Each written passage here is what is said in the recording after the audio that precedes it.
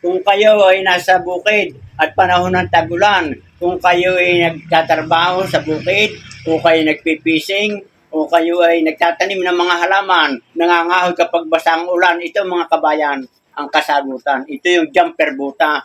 At ang size nito ay large. At ang size naman nitong buta ay number 40. Kaya napakagaan at saka maluwang isuot, maginhawa, at ito nakakilos ka ng maginhawa rin. Napakaganda. At kung kayo mangangahoy, ayos na ayos. Kung kayo may mga bukirin, kayo nangangawil, at ang inyong pahay nakatabog sa tubig, ay hindi mabababad. Iwas kayo sa mga pasma at hindi babasa ang inyong paa. At yan, mga kabayan, sa mga...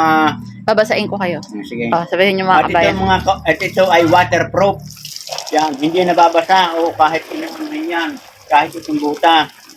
Yan, mga kabayan, sa gusto magkameron nito, i-click na lamang yung yellow basket.